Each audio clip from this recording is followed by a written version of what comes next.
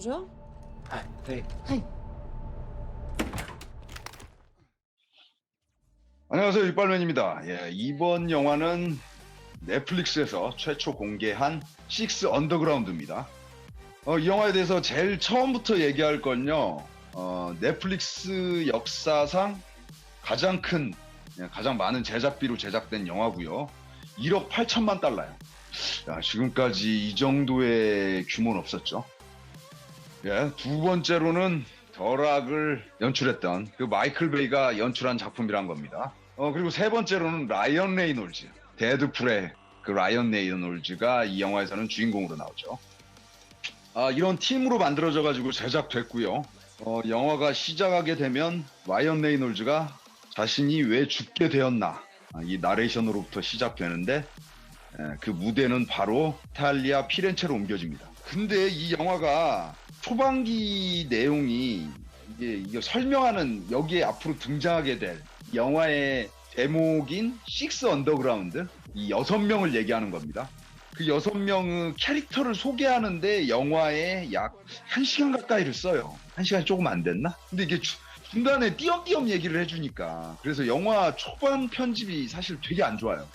굉장히 좀 헷갈리기도 하고, 이런 식 구성이 그 일본의 7인의 사무라이, 구로사와 아키라의 7인의 사무라이부터 이런 식 구성이 출발을 했는데, 이제 처음 영화 시작하기 전에 주인공이 뭔가의 자기 팀원들을, 7인의 사무라이가 그랬잖아요. 자신의 팀원들을 모으는 과정에 대해서 이렇게 나오는 그런 영화고, 그들이 뭔가 큰 사건을 해결해낸다, 뭐 이런 구조의 영화인데, 이것도 그 구조를 가지고 따라가고 있는 영화입니다.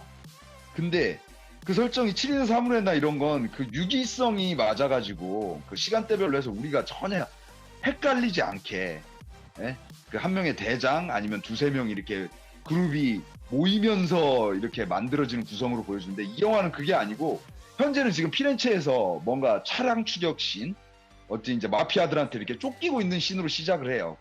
그런데 그 와중에 플래시백, 과거로 자신의 이제 생각을 뒤로 돌려서 이들이 어떻게 만들었냐 하면서, 이거를 굉장히 어떻게 보면 초반 굉장히 복잡한 액션씬과 회상씬을 같이 섞어서 써요. 섞어서 써서 그 교차 편집이 굉장히 사람이 처음 해보면 좀 헷갈릴 정도입니다. 그리고 그마저도 다 소개하지 않고 나중에 한 번 더 꼬아서 다른 장소로 옮겼을 때 그 캐릭터 설명을 뒤에 또 이어서 해주기 때문에, 중간중간에 또 해주기 때문에, 사실 이 영화에서 굉장히 중요한 역할을 담당하는 2나 3, 그 남자 킬러하고 여자 CIA 요원이죠. 뭐 이 사람의 캐릭터가 파악되는 건 중반 정도에 가야 이 사람들의 전 이야기가, 이 사람들이 어떤 사람들이고 무슨 일을 해야 하는가에 대한 이야기들이 그때야 풀립니다. 그리고 이제 제가 이게 얘기하잖아요. 항상 극이라는 거, 영화라는 건 세 부분으로 나눈다고. 처음, 중간, 끝. 그래서 처음이란 부분은 이 캐릭터, 이 사건, 본 사건이 들어가기 전에 내용을 정리하는, 처음에 이렇게 설명하면서 시작하는 게 처음 씬이라고. 이 처음이라는 그 파트라고요. 근데 그 파트에만 1시간 가까이를 끌면서 중간에 사건을 같이 전개를 시키기 때문에 좀 혼란스럽게 느껴지죠. 첫째는 저는 이런 형식을, 나름 좀 이런 형식이 많이 나오는 이유 중에 하나가, 그 쿠엔틴 타란티노의 저수지개들도 그렇고 펄프 픽션이 사실은 굉장히 당시에는 이렇게 성공을 하면서, 심지어 시나리오 쓸 때 그런 얘기도 있었어요. 우리가 알고 있는 전통적인 시나리오와 시나리오는 두 가지가 나온다. 그 다음에 얼터너티브적인 양식이다 해서, 지금까지도 그런 용어가 많이 쓰이는데, 한국에서는 그 심산 감독이자 그 시나리오 작가이신 심산 선생이 끌고 와가지고 되게 유명하게 만들었죠. 그래서 좀 그 얼터너티브한 뭔가 새로운 영화를 만든다고 할 때 이런 식의 구조를 많이 넣는데, 쿠엔틴 타란티노 같은 뭔가 이런 천재들이 아니면 이런 방식을 썼을 때 굉장히 사실 영화가 좀 난사배지기만 해요. 그리고 좀 이해를 어렵고 헷갈리기만 하지, 사실 지금은 별로 그렇게 신선하지도 않고, 이런 구성 자체가 굉장히 사실 혼란만 가중시키는데 도움을 주는 부분입니다. 그럼에도 불구하고 이 영화는 2시간이 넘는 영화인데, 이렇게 액션이 많이 나오는 영화는 아마 찾아보기 힘들 겁니다. 그리고 이 로케이션에 대해서 얘기해야 될 것 같은데, 저는 이런 영화가 있었는지. 로케이션이, 그러니까 해외 촬영만 해도 뭐 처음에 나오는 이태리 피렌체, 그 다음에 이라크, 그 주인공 세븐, 주인공 중에 한 명인 그 세븐이 복무했으면서 그 폭발신 나오죠. 폭발신이 나왔던 이라크, 그 다음에 파리, 그 다음에 캘리포니아, 라스베가스, 또 홍콩으로 옮겨서 홍콩에서 또 그 장군들 살해하죠. 예, 그 홍콩 씬.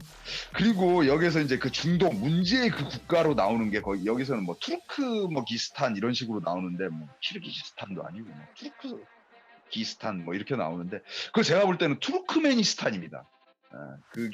저기 뭐야 카자흐스탄 밑에 있는 나라인데 실제적으로 전 세계에서 뭐 북한보다도 더 폐쇄된 국가를 삼아라 하면 항상 얘기 되는 국가가 북한보다도 더 막힌 국가 이 투르크메니스탄이라는 국가인데 미국하고도 되게 안 친하고요. 그런데 사실 미국이 좀 쳐들어가기에는 워낙 내륙 지방에 있어서 좀 애매한 국가기도 하고 그런데 저는 10중 8구 이 나라인 것 같아요. 네, 투르크메니스탄. 이 나라 배경으로 해서 정말 이 영화는 진짜 이 마이클 베이라는 감독은 진짜 부수고 때려 부시는 데는 이렇게까지 부실 줄 있냐? 뭐 이런 생각이 들 정도로 진짜 질린다 이런 표현이 들 정도로 정말 폭파시키고 때려 부시는 데는 아주 이골이 나는 영화예요. 네, 그리고 가장 좋았던 액션 씬은 뭐 많이 있겠지만 워낙 액션이 많이 나와서 저는 그 마지막에 그 유람선에서 있었던 그 유람선 대형 보트 있죠? 그 대형 요트에서 있었던 그 자석씬 영화를 보시면 알겠지만 그 자석씬을 저는 참고 싶어요. 물론 이거보다 더 화려한 액션 뭐 폭파씬이 더 많이 있었지만 뭐 다른 거는 사실 다른 영화에서도 이미 많이 사용됐던 거고 특히 첫 씬 같은 경우에는 그 피렌체에서 패스트 앤 퓨리어스 있잖아요. 분노의 질주하고 비교될 정도로 그야말로 이 피렌체라는 미국인들이 가장 좋아하는 도시래요. 참고로 유럽에서 가장 좋아하는 도시래요. 근데 그 피렌체시 뭐 그 여행 다녀오신 분들이 아주 그 눈에 많이 익을 거예요. 그 우피치. 세상에 어떻게 우피치 미술관 앞까지 그냥 차를 그냥 끌고 가가지고 진짜 그 액션 씬도 굉장히 인상적이고요. 그런 씬도 있었지만 저는 가장 높게 치고 싶은 건 아까 말했던 그 자석 씬입니다. 왜 그러냐면 다른 씬들은 다른 영화에서도 많이 시도됐어요. 그러니까 쉽게 말해서 레퍼런스도 있고 그걸 한번 연출을 했던 뭐 무술 감독이를 액션 감독이 와서 하면 충분히 그렇게 할 수가 있어요. 그런데 이 자석 씬만큼은 이 영화에서만 볼 수 있습니다. 이 보트 전체를 하나의 큰 보트 하나를 그냥 자석으로 만들어서 뭐 총기랄죠? 뭐 이런 게 이제 이리저리 막 휩쓸려 쌓이면서 뭐 벽에 붙었다가 천장에 붙었다 이런 장면이 있는데 상당히 창의로운 좀 창의적인 액션 씬이었어요. 그래서 그 부분을 제일 볼만했고요. 그리고 앞에 말했던 그 차량 씬에서는 또 한 가지 말할 만한 게 뭐냐면 이 영화가 제작됐을 때 그 피렌체 시장을 찾아갔대요.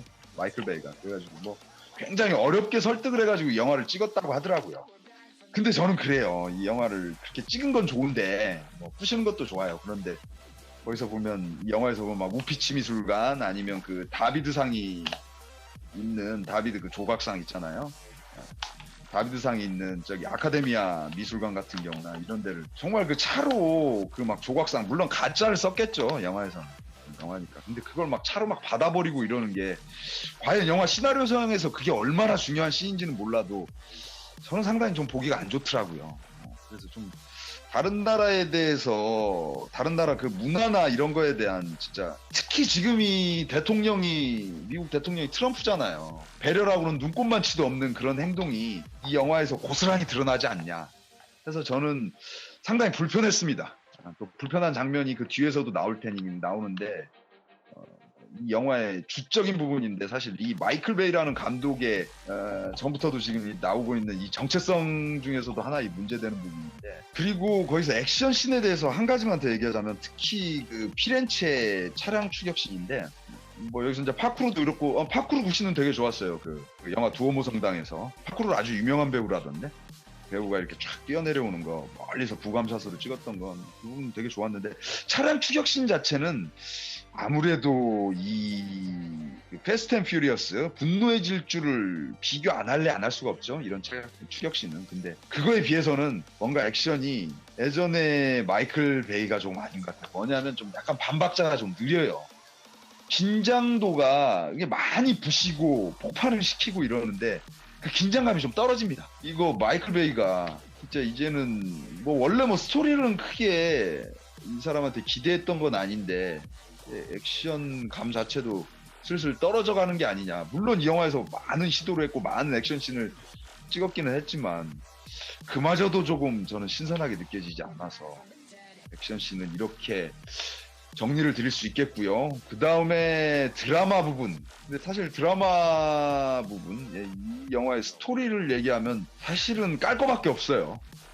처음에 이 주인공 자체도 주인공 자체의 그 캐릭터 설정이나 이런 것도 뭐 이제 억만장자잖아요. 마치 뭐 스티브 잡스나 누구죠? 일론 머스크를 좀 연상하게 하는 그 천재 스타일의 그 억만장자인데 이 사람이 뭐 어디 여행이 아니죠. 뭐 봉사같이 이렇게 기업 뭐 이런 행사도 하고 해서 가서 그 아까 이제 문제의 이 사건의 주무대가 되는 투르크메니스탄 그 근교로 갔는데 거기 있는 난민을 거기에 이제 독재자가 그 화학탄으로 공격해서 사람들이 죽는 걸 보면서 자기 전 재산을 버렸다. 자기는 죽은 걸로 처리를 하고 자기와 같은 사람들을 모아서 뭔가 특공대를 만들어서 그런 어떻게 보면 국제적인 이 악질 쓰레기들을 처단한다.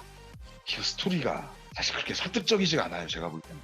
그리고 그 주인공 그 라이언 레이널즈의 이제 또 전사도 있어요. 그 이제 부인은 아니죠. 원래 이제 파리에서 이렇게 웨이트리스였는데 아무튼 뭐 만나가지고 하룻밤 잔 여자가 이제 자기 뭐 아들을 가져가지고 그 아들한테 또 어떻게 보면 마지막 장면에 보면 뭐 자기 재산을 뭐 다 이렇게 남겨주는 뭐 이런 부분도 나오는데 사실 이런 부분을 통해서 그 라이언 레이널즈 그리고 극 중에 그 넘버 원이라는 그 캐릭터를 매력적으로 이렇게 다가오지 않아요. 개연성도 크게 이렇게 설득력이 있지가 않고요. 그래서 참 뭐 마이클 베이 영화답게 드라마 부분은 참 좀 엉터리였다. 그나마 그래도 이 전체 플롯 스토리는 좀 떨어질지라도 마이클 베이가 잘하는 건 캐릭터는 잘 만들었거든요. 아우 덜하게 예? 그 시온 코네리 그 다음에 저기 우리 캐서방 뭐 이런 사람들 그 캐릭터들을 봐요. 얼마나 멋있었어요. 그런데 이 영화에서는 아까도 말했지만 넘버 원 캐릭터 떨어지죠. 넘버 투 그 이 여자 CIA 요원이었잖아요. CIA 요원.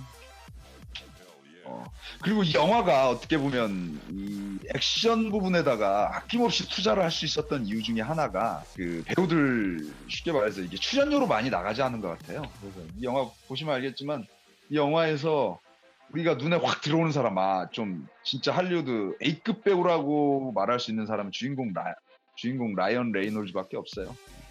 나머지 배우들은 뭐 경우에 따라서는 특히 이제 그 다음이 뭐 멜라니 로랑이라고 프랑스 배우인데 이 넘버 2 했었던 CIA 요원 좀 독한 여자죠 여기서는 나오는데 그 나요유심이 여기에서 그때 그 여자 형사로 나왔던 배우거든요. 저도 그걸로만 기억하는데 뭐 필모는 뭐 찾아보니까 더 많이 있던데 우리가 알만한 영화는 이 정도밖에 없는 것 같아요. 근데 뭐 거기서도 주역도 아니었고 또 인상적인 연기를 보여줬던 것도 아니고 그리고 자체가 또 프랑스인이기 때문에 뭐 영어 그 구사력이랄지 이런 부분이 떨어져서 그런지 캐릭터가 그렇게 매력적으로 느껴지지가 않았어요. 오히려 저 느낌으로는 넘버 5였던 그 여기서 보면 그 의사로 닥터로 나왔었죠. 아드리아나 아르조나 이 배우가 훨씬 더 매력적으로 느껴졌어요. 뭐 액션도 뭐 괜찮았었고요. 근데 이 배우는 이 영화에서는 처음에는 꽤 뭔가 좀 인상적인 역할로 나올 것 같다고 하더니 뭐 처음엔 좀 그 차수족 안에서 수술하는 거 그 다음에 나중에 뭐 망 보는 거 말고는 사실 넘버 5는 뭐 활동한 게 거의 있으나 마나한 거의 존재로 나온 것 같아요. 이 캐릭터도 살리지 못했고 그리고 넘버 3 이 사람이 제일 문제인데 마누엘 가르샤라는 배우인데 저도 잘 모르겠습니다. 근데 이 배우가 사실 되게 어떻게 보면 이 영화에서 제일 중요한 역할 중에 하나거든요. 이 영화에서 쉽게 말하면 쌈마이 뭐 이런 액션 영화를 좀 웃기는 장면 그리고 대사로서 이렇게 재밌는 역할을 해주는 게 이 킬러로 나오는 마누엘 가르시아 이 넘버 3인데 이 넘버 3 배우 자체가 전혀 매력적이지도 않고, 오히려 차라리 이 넘버 3를 라이언 레이놀즈가 맡았으면 훨씬 나았을 것 같아요. 오히려 라이언 레이놀즈에 가까운 역할이었는데 그걸 그 넘버 1으로 옮기면서 이 넘버 1이라는 주인공 자체를 좀, 물론 뭐 이제 농담도 하고 이러지만 기본적으로 이 사람이 뭐 상처도 있고 뭐 좀 이런 캐릭터로 나오기 때문에 좀 무거운 캐릭터로 좀 설정이 됐어요. 그렇기 때문에 전혀 그 캐스팅 자체도 살리지 못했다. 그래서 그 부분도 아쉽고 그렇고요. 이 영화에서 그다음에 특히 이 투르크메니스탄, 여기서는 투르크기스탄이라고 나오죠. 네. 이 국가를 이 표현하는 방식 자체가 저는 아주 기분이 나빴습니다. 정말 이 미국인들의 정말 이 세계에 대한 그 일방주의, 그 몰지각한 방법이 정말 나오는 게, 이 주인공, 그러니까 이 나쁜 독재자의 동생이 또 민주 투사래요.